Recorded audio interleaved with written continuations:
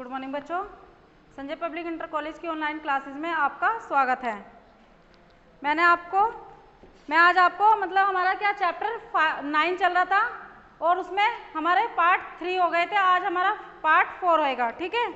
तो उसमें आज हम पढ़ाएंगे शाही नौकरशाही मुगल प्रशासन। ये कल मैंने आपको टॉपिक थोड़ा सा पढ़ा भी दिया था, लेकिन इनमें क्या इसको जो शाही नौकरशाही है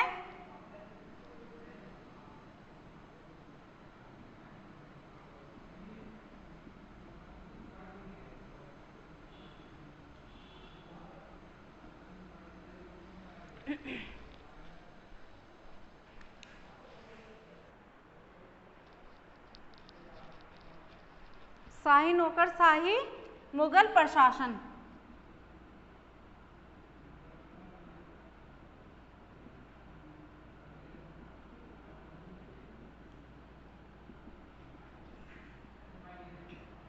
कल मैंने इसमें बताया था ये दो भागों में बांटा गया है। इसको क्या दो भागों में बांटा गया है।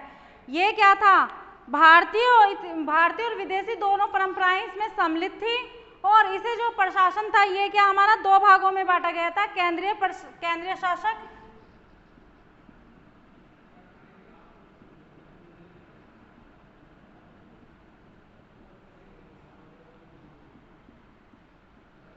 और प्रांतीय।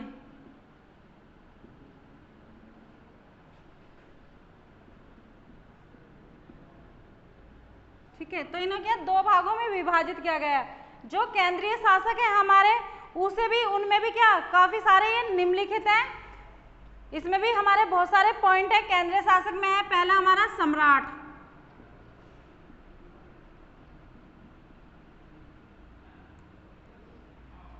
तो जो नौकरशाही है या मुगल प्रशासक है उसमें जो सम्राट है, और सम्राट का क्या कर्तव्य होता है, जो मुगल शासन व्यवस्था में के अंतर्गत सम्राट साम्राज्य का सर्वोच्च अधिकारी होता है। क्या मुगल जो प्रशासन था उसमें जो राज्य का अधिकारी होता है वो कौन होता है, सम्राट होता है। वह राज्य का सर्वोच्च कानून निर्माता, शासक व्यवस्था या न्यायकर्ता होता है और सेनापति होता है। सम्राट ईश्वर का प्रतिनिधित्व माना जाता है। जो वहाँ की जो प्रजा होती है, जनता होती है मुगल प्रशासक की, तो वो क्या सम्राट को ईश्वर की उपाधि देती है। उसका स्थान साम्राज्य में सर्वश्रेष्ठ होता है, और सम्राट का जो स्थान होता है वो अपने साम्राज्य में का सबसे बड़ा और सबसे ऊंचा दर्जा होता है। फिर है हमारा इसमें सेकंड पॉइंट मंत्रीगण।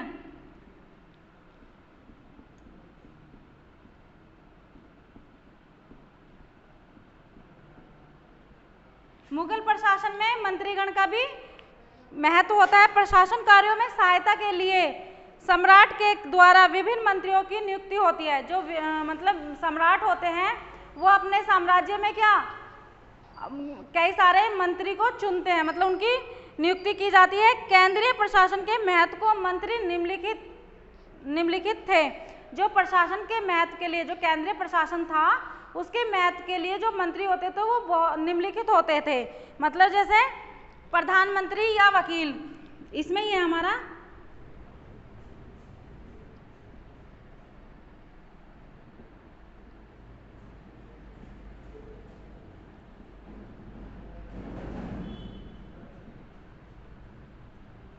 ये भी क्या प्रधानमंत्री जो होता है वो मंत्रीगण के अंदर ही आता है।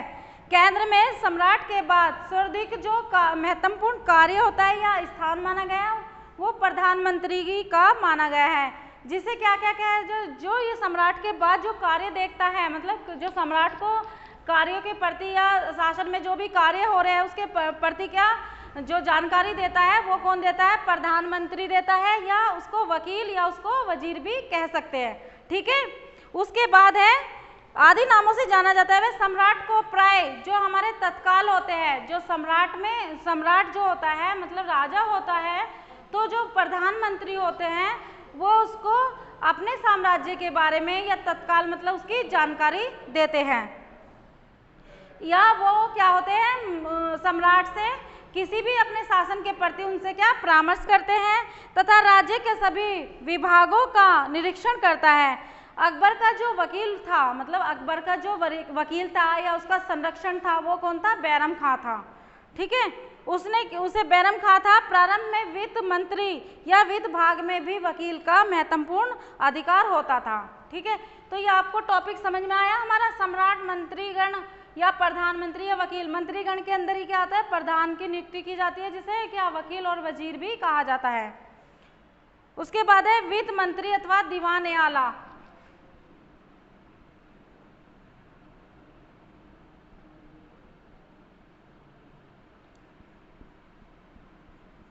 वित्त मंत्री अथवा व्यय,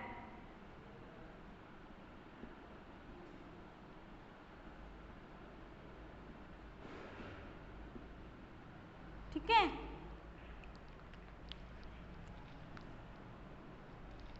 तो इसमें क्या होता है, वित्त मंत्री अथवा दीवान आला मुख्य मुगल प्रशासन का एक अत्यधिक महत्वपूर्ण मंत्री होता है। जो हमारा क्या, मैंने आपको बताया है, मंत्रीगण, सम्राट हमारा क्या हो गया, प्रशासन का जो उच्च अधिकारी या उच्च पद होता है उसे क्या कहते हैं, सम्राट कहते हैं।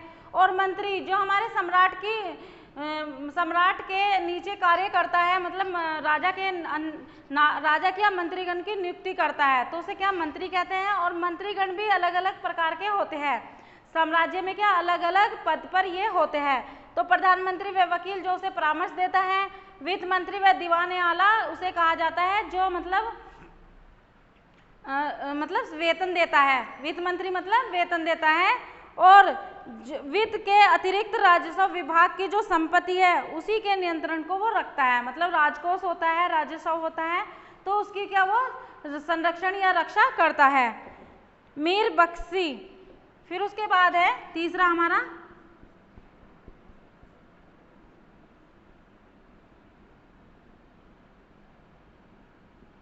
मीर बख्शी।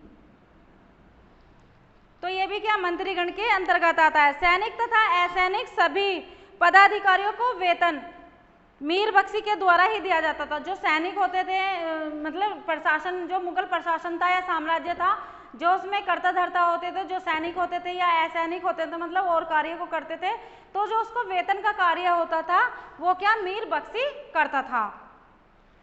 अतः अधिकांश इतिहासकारों ने मीर बख्शी को सर्वोच्च वेतन अधिकारी का नाम भी दिया। जो मीर बख्शी थे, जो हमारे इतिहासकार थे, इतिवर थे, उन्होंने क्या इसे वेतन में मतलब सबसे ऊंचा दर्जा, सर्वोच्च दर्जा उसे वेतन अधिकारी का दे दिया। तीसरा पॉइंट है हमारा पॉइंट पहले क्या था, सम्राट था, केंद्रीय शासन के सारे पॉइंट है अभी ये, ठीक है। उसमें पहले सम्राट था, फिर मंत्रीगण था, और मंत्रीगण के ये तीनों पॉइंट थे। उसके बाद है अन्य पदाधिकारी। थर्ड पॉइंट है हमारा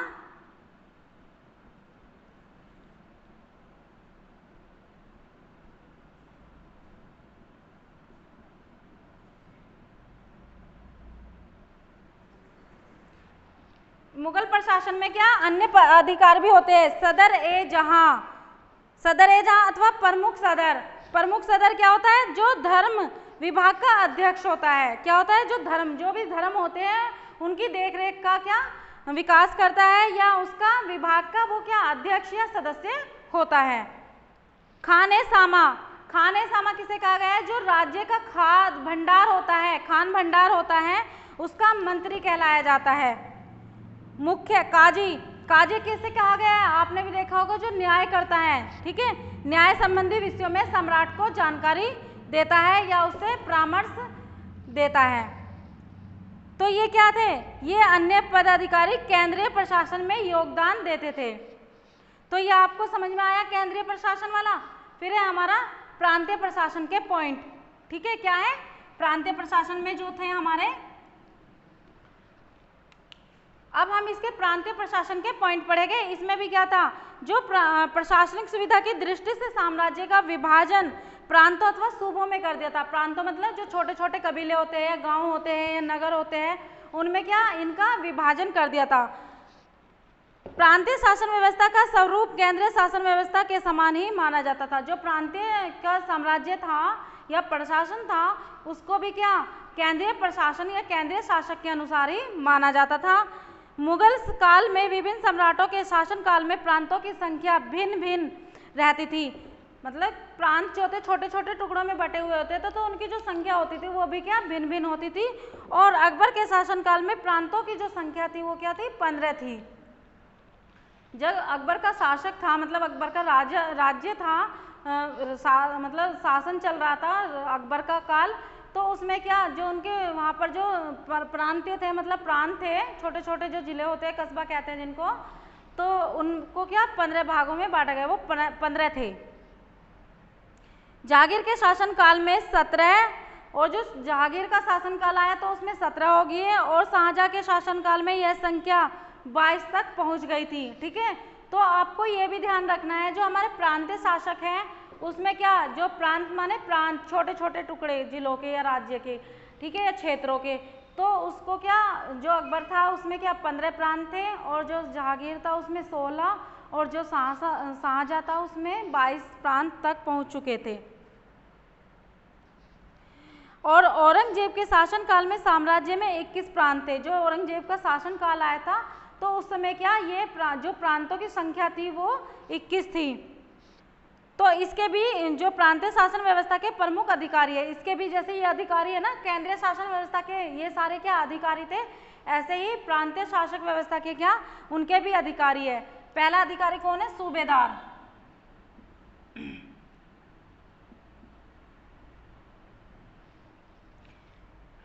सूबेदार प्रांत का सर्वोच्च अधिकारी माना गया है। जो सूबेदार होता है, वो जो जिले होते हैं, छोटे छोटे जो कस्बे बनाए जाते हैं, उनका क्या, इसको सूबेदार को सबसे सर्वोच्च अधिकारी माना जाता था, जिसे साहिल ए सूबा, नाजिम, सिपहल सालार आदि नामों से भी जाना जाता है। इसे क्या अनेक नामों से जाना जाता था। जो सूबेदार होता था उसको भी अनेक नामों से जाना जाता था। सूबेदार की नियुक्ति स्वयं सम्राट द्वारा होती थी। जो सूबेदार की नियुक्ति करता था वो कौन करता था, स्वयं सम्राट करता था। ठीक है, उसके बाद है दीवान।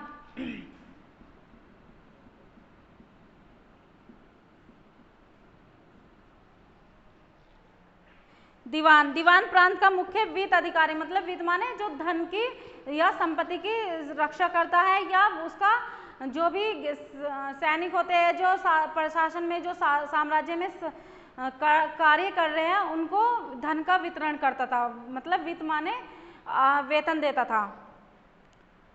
इसकी नियुक्ति सम्राट द्वारा केंद्रीय दीवान के परामर्श से की जाती थी। इसकी नियुक्ति क्या, जो केंद्रीय दीवान होते थे, जो सम्राट के जो केंद्रीय सदस्य होते थे उनके द्वारा इसकी नियुक्ति की जाती थी। प्रांतीय दीवान सूबेदार के नहीं अपितु केंद्रीय दीवान के अधीन होता था। जो दीवान होता था वो सूबेदार के अधीन में नहीं होता था, बल्कि प्रांतीय जो शासन होता था उनके वहाँ के जो व्यक्ति होते थे उनके अंडर में होता था या उनके अधीन होता था। कर वसूली का उचित प्रबंध करना, मतलब जो ये दीवान था वो कर वसूली का उचित प्रबंध करता था। प्रांतीय आर्थिक स्थिति के संबंध में केंद्रीय दीवान को सूचना देता था। आय व्यय का हिसाब रखता था। और ये क्या, आय जो इनकम हो रही है और जो इनकम जा रही है उन दोनों चीज़ों का वो क्या हिसाब रखता था। दीवान मुकदमे का फैसला करता। दीवानी, जो दीवानी होती थी, मतलब जो हमारे साम्राज्य में जो भी बातें होती थी या कार्य होता था तो उसमें क्या वो मुकदमा करता था, मतलब उसकी फैसला करता था। जो और हमारे जो साम्राज्य में खजाने होते थे उसकी भी देखरेख क्या दीवान ही करता था। इसकी प्रांतीय आर्थिक स्थिति के संबंध में केंद्रीय दीवान को सूचना देना तथा राजस्व विभाग के कर्मचारियों के कार्यों की देखभाल करना आदि दीवान के प्रमुख कार्य थे। जो इसका जो कार्य होता है, कर्तव्य होता है, वो प्रांतीय केंद्रीय का क्या जो शासन होता है उसकी देखरेख करना था। और वहाँ के जो कर्मचारी होते थे, कार्य करने वाले जो लोग होते थे, प्रजा होती थी, तो उनकी देखरेख का कार्य भी इसको ही संभालना पड़ता था। तो ये क्या हमारे दोनों टॉपिक है, दोनों पॉइंट है, ये हमारे यहाँ पर खत्म होते हैं। ठीक है, उसके बाद हमारा टॉपिक चलेगा आगे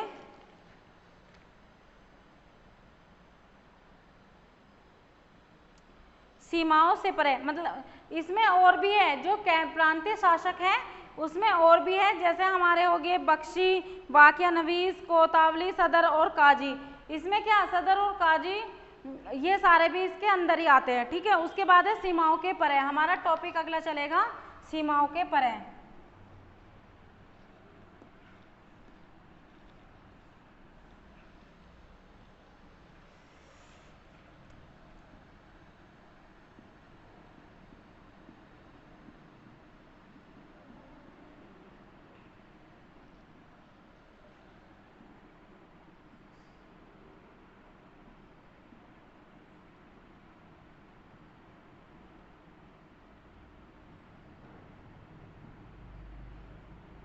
ठीक है, सीमाओं के परे।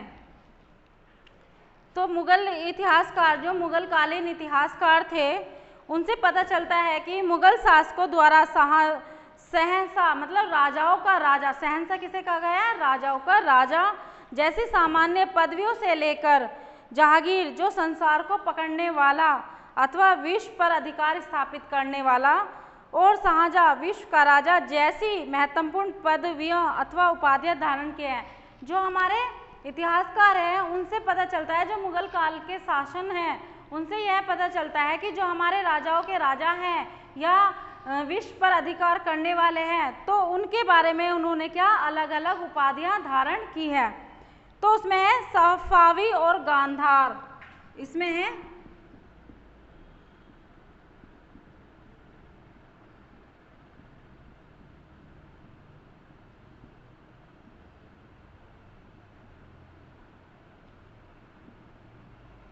सफावी और गांधार।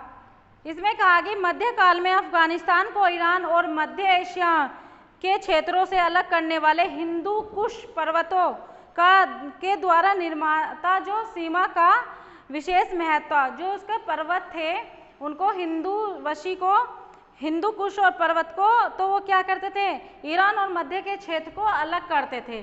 ठीक है, उसके बाद है मुगल शासकों ने ईरान व तुरान के पड़ोसी देशों के साथ राजनीतिक व राज्य संबंध इसी सीमा पर स्थापित किए थे। जो उनके राजनीतिक थे या राजकीय थे, वो क्या इसी सीमा पर इन्होंने क्या इसमें संबंध स्थापित किए थे।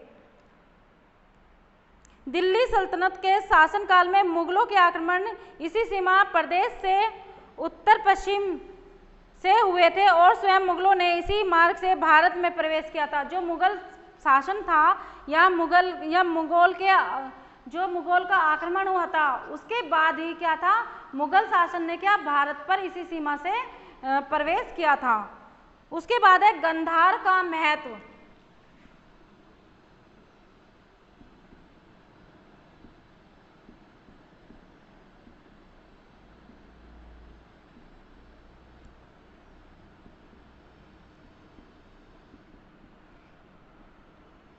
क्या इसमें गांधार का महत्व?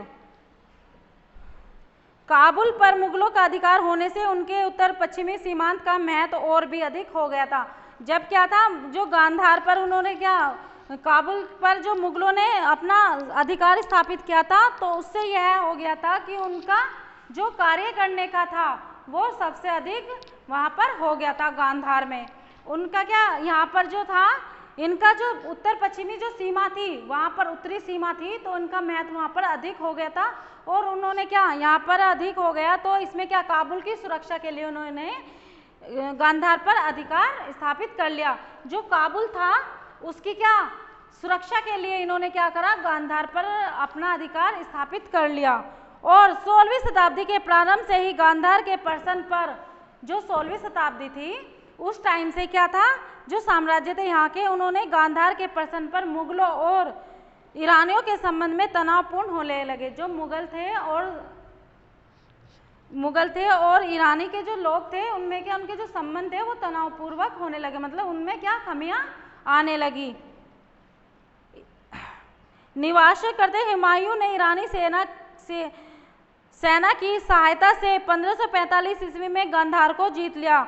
और हुमायूं ने क्या करा, जो यहाँ की ईरानी सेना थी, जो हुमायूं ने जो ईरान की जो सेना थी, उसने क्या 1545 में गांधार को जीत लिया उनकी सहायता से। और हुमायूं की मृत्यु के 2 वर्ष बाद गांधार पर ईरान ने फिर, जब हुमायूं की मृत्यु हो जाती है 2 वर्ष तक उसने क्या अपना राज्य स्थापित किया और वहाँ पर शासन किया, और 2 वर्ष बाद जब उसकी मृत्यु हो जाती है तो फिर ईरान ने गांधार को अपने अधीन कर लिया, मतलब उन्होंने फिर क्या उसको जीत लिया, फिर गांधार का उस पर क्या अधिकार हो गया।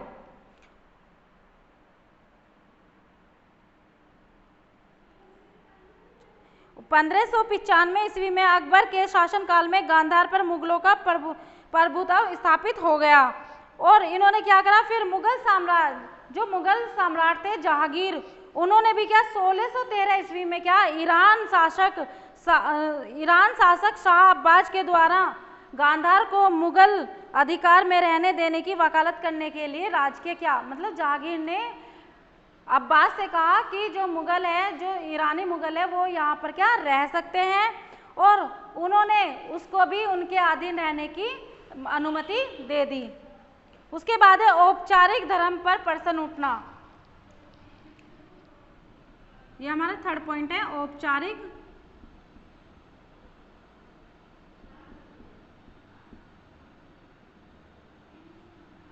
धर्म पर प्रश्न उठना।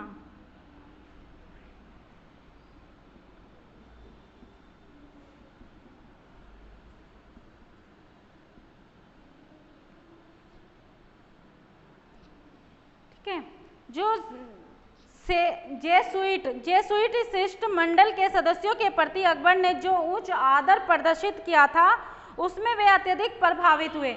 जो अकबर थे हमारे, और जेसुइट जो मंडल था, शिष्ट मंडल, जो शिष्टाचार का मंडल था, उससे क्या हुआ, अकबर का जो उच्च आदर था उससे क्या वो प्रदर्शित हुए। मतलब अकबर ने जो था ईसाई धर्म के सिद्धांतों में बादशाह को स्पष्ट दिलचस्पी दिखाने की व्याख्या उन्होंने अपने मत में बादशाह के धर्म परिवर्तन के संकेत से दी। मतलब उन्होंने क्या बादशाहों को अपने उससे शिष्टाचार से आकर्षित कर दिया और धर्म परिवर्तन करने के लिए उन्होंने उन्हें संकेत के रूप में दिखाई देने लगे। इससे पश्चिमी यूरोप में हावी धार्मिक असहिष्णुता के माहौल के प्रकाश में समझा जा सकता। मतलब उन्होंने शिष्टाचार के जो अकबर थे उन्हें क्या अच्छा व्यक्ति माना जाता था, उन्होंने सभी धर्मों को क्या एकजुट मान लिया, और राजा ने इस जो धार्मिक ज्ञान के लिए अकबर की तलाश ने जो मतलब अकबर के समय में क्या था धार्मिक ज्ञान के लिए क्या करा अकबर ने फतेहपुर सीकरी की तलाश करनी शुरू कर दी।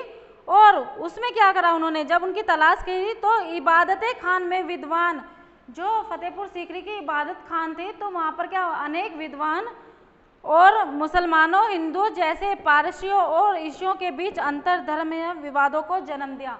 मतलब इनके अंतर क्या धर्म को जन्म दिया। मतलब एक दूसरे को इन्होंने कहा कि सब एकजुट होकर रहना है, जो चाहे वो हिंदू, चाहे वो मुस्लिम हो, चाहे वो ईसाई हो, चाहे वो पादरी हो या पारसी हो, तो उन्होंने क्या एकजुट कर दिया उन्हें। अकबर के धार्मिक विचार विभिन्न धर्मों एवं संप्रदाय के विद्वानों ने प्रश्न पूछने और उनके धर्म सिद्धांतों के बारे में जानकारी इकट्ठा करनी शुरू कर दी। जो हमारे विद्वान थे मतलब इतिवृत्त थे, उन्होंने क्या करा अकबर के समय उन्होंने धर्म के जो प्रचार थे, धर्म के जो प्रति जो प्रश्न पूछने स्टार्ट कर दिए और उनको क्या इकट्ठा करना शुरू कर दिया, और धीरे वे धर्म को समझने लगे, और धीरे धीरे वो क्या धर्म के समझने लगे, और रूढ़िवादी तरीकों से दूर प्रकाश और चंद्र सूर्य पर केंद्रित देवी उपासना को स्वयं जो थे उन्होंने क्या करा, जो चंद्रमा था या सूर्य था उसकी देवी उपासना के लिए उन्होंने विभिन्न दर्शन ग्राही रूप प्रदर्शित करना शुरू कर दिया। कि अकबर और अब्दुल फजल ने प्रकाश के दर्शन का सृजन किया। जो ये अकबर के समय क्या अब्दुल फजल थे जो इनके बारे में लिखा करते थे, तो इन्होंने आईने अकबरनामा भी लिखा, तो उन्होंने क्या इस पर कार्य करना शुरू कर दिया और राजा की छवि तथा राज्य की विचारधाराओं को आकार देने में इसका महत्वपूर्ण प्रयोग या उपयोग उन्होंने करना शुरू कर दिया। इसमें देवी रूप से प्रेरित व्यक्ति को अपने लोगों पर सर्वोच्च प्रभुता तथा अपने शत्रुओं पर पूर्ण नियंत्रण होने लगा।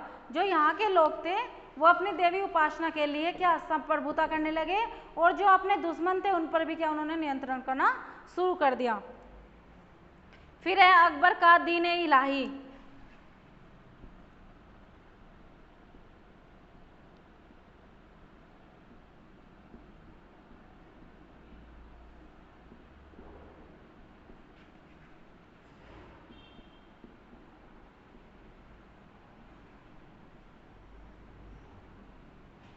इन्होंने क्या अकबर ने दीन इलाही की स्थापना की, तो उसमें भी क्या करा इन्होंने फतेहपुर सीकरी में इबादत खानों का निर्माण किया। जो अकबर था उन्होंने फतेहपुर सीकरी में क्या इबादत खाने का निर्माण किया। 1575 ईस्वी में फतेहपुर सीकरी में इबादत का निर्माण करवाया। यहाँ उसने हिंदू, इस्लाम, जैन, ईसाइयों, पारसी आदि धर्मों के आचार्य और विद्वानों को एकत्रित किया, मतलब विद्वानों को आमंत्रित किया, और इन सभी धर्म के विद्वानों के विचार सुनने के बाद जो सारे ये विद्वान आए थे, तो चाहे वो हिंदू धर्म से हो, चाहे वो ईसाई धर्म से हो, चाहे वो मुस्लिम धर्म से हो, चाहे वो पादरी हो, चाहे वो जैनी धर्म से हो, तो इन्होंने क्या उन सबके विचारों को सुना और उसके बाद उस निष्कर्ष पर पहुंचे कि सभी धर्म में सच्चाई का अंश मौजूद है। जो सभी धर्म है उसमें क्या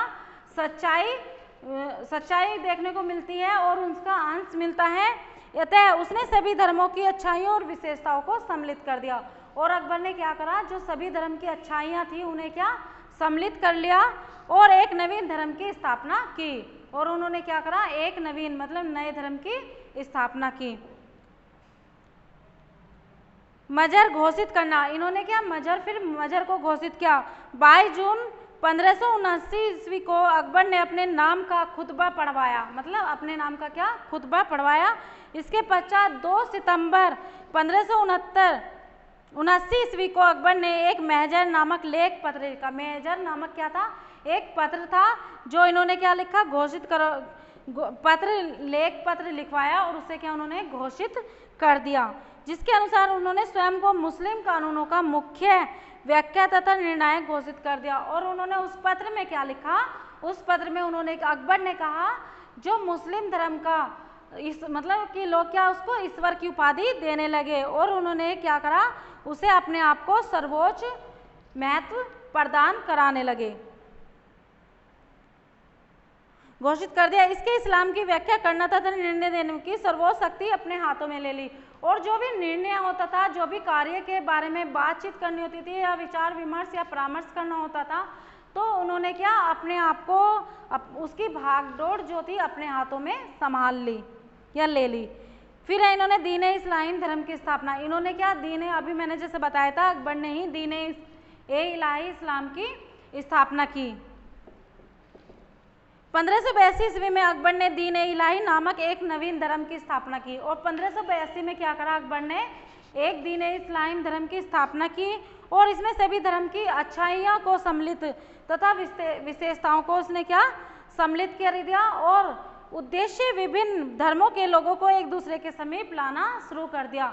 और जब इन्होंने 1582 में क्या दीन इलाही की स्थापना की, तो उन्होंने क्या करा, सभी धर्म के जो अच्छाइयाँ थी या विशेषताएं थी वो सभी लोगों में क्या बांटना प्रचार करना शुरू कर दिया और उन्होंने सभी धर्म को एकजुट कर दिया और एक दूसरे को समीप ला दिया।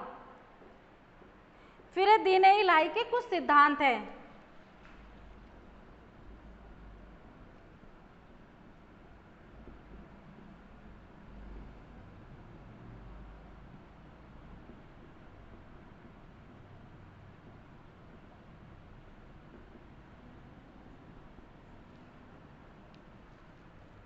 दीन इलाही के निम्नलिखित सिद्धांत है। ईश्वर एक है तथा अकबर उसका एक प्रमुख प्रतिनिधि और पैगंबर है। मतलब लोगों ने क्या कहा कि ईश्वर एक ही है, ईश्वर अलग अलग नहीं है, चाहे वो हिंदू धर्म हो, चाहे वो मुस्लिम धर्म हो, चाहे जैनी हो, चाहे पादरी हो।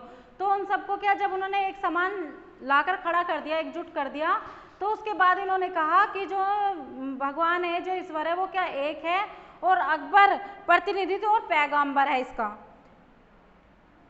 इस मत के अनुयायी जब परस्पर एक दूसरे से मिलते थे तो उन्हें अभिवादन करके, मतलब जो इस मत के जो अनुयायी थे, मतलब जो लोग थे, अनुयायी थे, जो सदस्य थे, जो संख्या थी, वो जब एक दूसरे से मिलते थे तो वो उनका क्या अभिवादन करते थे, मतलब उनको प्रणाम करते थे। तो उनको जब वो अभिवादन करते थे उसमें क्या कहते थे, अल्लाह अकबर तथा जल्ले जलाल हु कहना पड़ता था। उन्होंने क्या एक जैसा हम करते हैं कि प्रणाम या नमस्कार या साई राम या राधे राधे, तो ऐसे उन्होंने क्या करा, अल्लाह अकबर तथा जल्ले जलाल।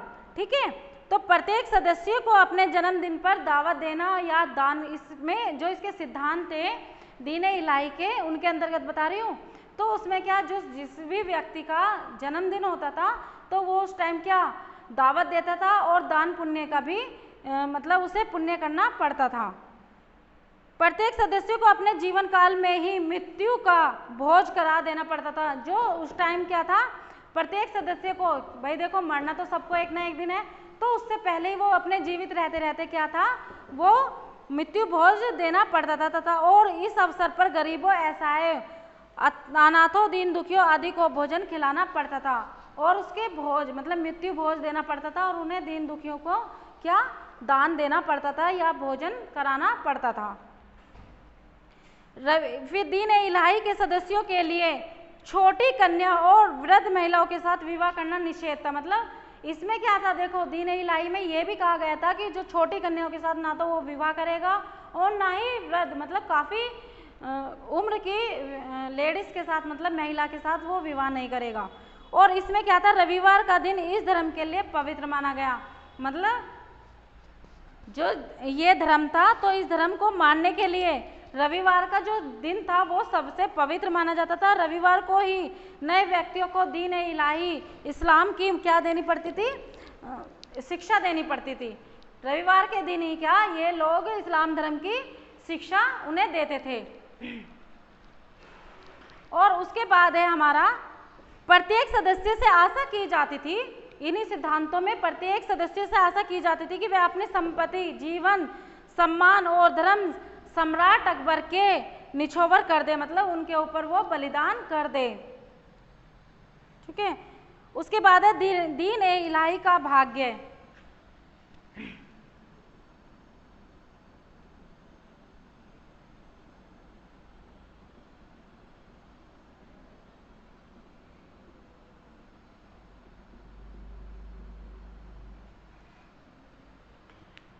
दीन इलाही का भाग्य, दीन इलाही का भारत में प्रचार नहीं हो सका।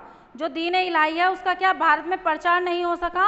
अकबर की मृत्यु के साथ ही दीन इलाही का भी अंत हो गया, क्योंकि देखो दीन इलाही किसने चलाया था, अकबर ने चलाया था और इसका प्रचार भारत में नहीं हो पाया। और जब ये क्या अकबर की मृत्यु के साथ साथ ये भी खत्म हो गया, इसका भी क्या अंत हो गया। दीन इलाही के सदस्यों की संख्या काफ़ी कम थी, क्योंकि इसके जो सदस्य थे दीन इलाही, जब तक ये इसका प्रचार प्रसार होता तब तक क्या अकबर की भी मृत्यु हो जाती है और इसी का जो भाग्य वहीं पर रुक जाता है।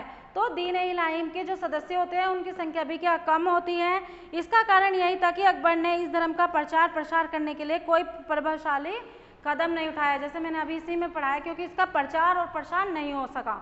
मतलब जैसे कि हम कोई भी कार्य करते हैं उसका क्या हम प्रचार करते हैं, तो ऐसे ही इन्होंने अपना ये धर्म चलाया दीन इलाही। तो जब तक इनके मतलब दो साल या 4 साल तक क्या ये इनका प्रचार प्रसार नहीं कर पाए और इनकी क्या मृत्यु हो जाती है, इस कारण इसका भाग्य भी यहीं पर रुक जाता है।